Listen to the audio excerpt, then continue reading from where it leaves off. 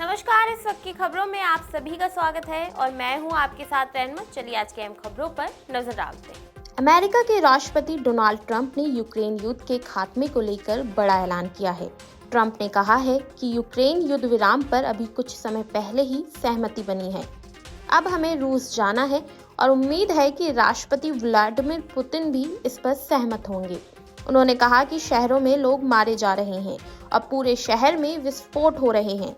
दरअसल ट्रंप ने सऊदी अरब के जद्दा में चल रही यूक्रेन युद्ध शांति वार्ता के बाद राष्ट्रपति जेलेंस्की के युद्ध विराम पर सहमत होने की बात कही है। अमेरिकी राष्ट्रपति ने कहा, यूक्रेन युद्ध विराम पर अभी कुछ समय पहले ही सहमत हुआ है। ट्रंप ने कहा है कि हम चाहते हैं कि ये युद्ध समाप्त हो जाए। ये पूर्ण युद्ध विराम है। यूक्रेन इस पर सहमत हो गया है और उम्मीद है कि रूस भी सहमत होगा। युद्ध विराम बहुत महत्वपूर्ण है। अगर हम रूस को ऐसा करने के लिए राजी कर सके तो ये बहुत अच्छा होगा। ट्रंप ने कहा है कि हम आज के बाद किसी भी दिन पुतिन से मिलने जा रहे हैं। पाकिस्तान में बलूच लिबरेशन आर्मी ने मंगलवार को जाफर एक्सप्रेस पर हमला कर उसे हाईजैक कर लिया। अब करीब 24 घंटे बाद सेना के ऑपरेशन में 16 विद्रोहियों को मारा जा चुका है। दरअसल क्वेटा से पेशावर जा रही इस ट्रेन में करीब 500 लोग सवार थे। इन पैसेंजर्स में पाकिस्तानी सैनिक और पुलिस वाले शामिल थे। बीएलए ने इन पैसेंजरों में से 214 को बंधक बना लिया है, जबकि 30 पाकिस्तानी सैनिकों की हत्या कर दी है। न्यूज रिपोर्ट्स के मुताबिक सिक्योरिटी फोर्सेज ने 104 बंधकों को रिहा कर लिया है। इनमें 58 पुरुष, 31 महिलाएं और 15 बच्चे शामिल हैं। बाकी की रिहाई के लिए ऑपरेशन जारी है। बीएलए ने बंधक बनाए गए पैसेंजर्स को युद्ध बंदी कहा है और इनके बदले पाकिस्तान की जेल में बंद बलूच कार्यकर्ताओं, राजनीतिक कैदियों, गायब लोगों, लड़ाकों और अलगाववादी नेताओं की बिना शर्त रिहाई की मांग की है।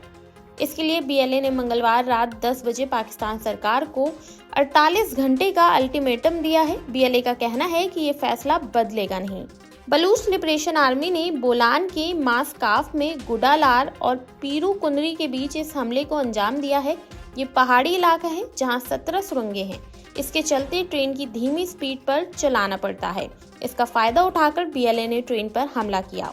दिल्ली एनसीआर में अगले 24 घंटे बाद बारिश होने जा रही है। मौसम विभाग ने इसको लेकर अलर्ट जारी किया है। मौसम विभाग के मुताबिक आज यानी बुधवार की रात से पश्चिमी विक्षोभ वेस्टर्न डिस्टर्बेंस एक्टिव हो रहा है, जिसके असर से उत्तर भारत के मैदानी इलाकों में बारिश और पहाड़ों पर बर्फबारी होने की संभावना है। बारिश की चपेट में दिल्ली के अलावा उत्तर प्रदेश, हरियाणा और पंजाब भी रहेंगे। होली के दिन भी कई इलाके बारिश में भीगेंगे। होली पर भी इसका प्रभाव रहेगा। होली का त्योहार शुक्रवार 14 मार्च को है। होली पर मौसम विभाग ने पूर्वानुमान जारी किया है। मौसम विभाग के मुताबिक होली वाले दिन दिल्ली एनसीआर में बादल छाए रहेंगे और हल्की बारिश होने की संभावना है। उत्तर प्रदेश के पश्चिमी जिलों में गरज के साथ बारिश होने की आशंका बनी हुई है। इनमें आगरा, अलीगढ़, नोएडा, गाजियाबाद, मेरठ, बुलंदशहर, एटा, कासगंज, मथुरा, बदायूं, बरेली जिले प्रभावित होंगे। इसके अलावा हरियाणा, पंजाब और राजस्थान में भी होली के दिन बारिश होने की संभावना है। वहीं बात करें दिल्ली एनसीआर की, तो दिल्ली एनसीआर में बादलों की आवाजाही से मौसम सुहावना बना हुआ है। मौसम विभाग ने अगले 3 दिन तक यहां बारिश होने का अलर्ट जारी किया है। 13 से 15 मार्च तक दिल्ली एनसीआर में बारिश होने की संभावना है। हालांकि बादल छाए रहेंगे और बारिश हल्की बूंदाबांदी वाली ही हो सकती है। मौसम विभाग का कहना है कि इससे न्यूनतम तापमान में गिरावट आ सकती है। बुधवार को न्यूनतम तापमान 17 डिग्री सेल्सियस और अधिकतम 34 डिग्री सेल्सियस रहेगा। इसके बाद मौसम बदलने से न्यूनतम तापमान में गिरावट दर्ज होने लगेगी। दिल्ली के राव जवेनी कोर्ट ने पूर्व मुख्यमंत्री अरविंद केजरीवाल पर सरकारी पैसों के दुरुपयोग मामले में एफआईआर दर्ज करने के आदेश दिए हैं। केजरीवाल पर आरोप है कि उन्होंने प्रचार के लिए बड़े होर्डिंग लगवाने में जनता के पैसे का गलत इस्तेमाल किया। केजरीवाल और 2 अन्य नेताओं गुलाब सिंह और नितिका शर्मा पर एफआईआर की मांग वाली याचिका पर सुनवाई करते हुए कोर्ट ने दिल्ली पुलिस को केस दर्ज करने का निर्देश दिया है। कोर्ट ने पुलिस से 18 मार्च तक मामले की स्टेटस रिपोर्ट भी मांगी है। बता दें 2019 में दिल्ली की एक अदालत में याचिका दायर की गई थी। इसमें आरोप था कि अरविंद केजरीवाल आम आदमी पार्टी के पूर्व विधायक गुलाब सिंह और द्वारका से पार्षद नितिका शर्मा ने पूरे इलाके में बड़े बड़े होर्डिंग्स लगाकर जनता के पैसे का दुरुपयोग किया है। तब निचली अदालत ने याचिका खारिज कर एफआईआर की इजाजत देने से इनकार कर दिया था। जनवरी 2024 में director of information and publicity ने भी आप से राजनीतिक विज्ञापनों के लिए जनता के पैसों का दुरुपयोग करने के लिए ब्याज सहित 163 करोड़ रुपए वापस करने को कहा था। वहीं बीजेपी ने जनवरी 2025 में आरोप लगाया था कि आपने कुछ योजनाओं के बजट से ज्यादा खर्च उसके प्रचार पर किए हैं। बीजेपी ने दावा किया कि बिजनेस ब्लास्टर्स योजना के लिए 54 करोड़ रुपए जारी किए गए थे, जबकि इसके प्रचार में 80 करोड़ रुपए खर्च किए गए हैं। महाराष्ट्र में अब हलाल और झटका मांस की सियासत शुरू हो गई है।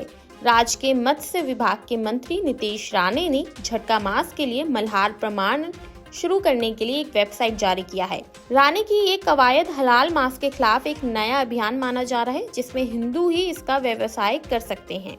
झटका मटन ये हमारे हिंदुत्वरी विचार के सोच के कार्यकर्ताओं ने साथ में आके हिंदू समाज के लिए अपने हक का और स्वास्थ्य का एक अच्छा मटन का पर्याय लेके आए हैं।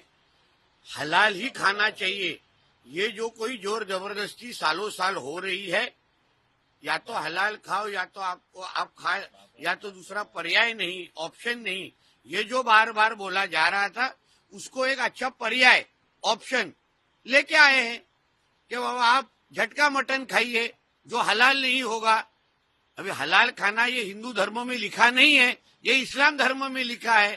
तो इसलिए ऐसा अगर कोई अच्छा पर्याय लेके आ रहा है तो उसको पाठिंबा सपोर्ट देने का काम मैं मेरे माध्यम से कर रहा हूँ, जिसके वजह से हिंदू समाज के लड़कों को, युवाओं को दो हाथों का अगर काम मिल रहा होगा, जो खटीक हिंदू समाज के हमारे तो युवा हैं, तो अच्छी बात है ना। तो ये थी आज की अहम खबरें जिन पर हमारी दिन भर नजर बनी रहेगी। ऐसे ही देश और दुनिया की तमाम खबरों के लिए देखते रहिए नवोदय टाइम्स पंजाब केसरी।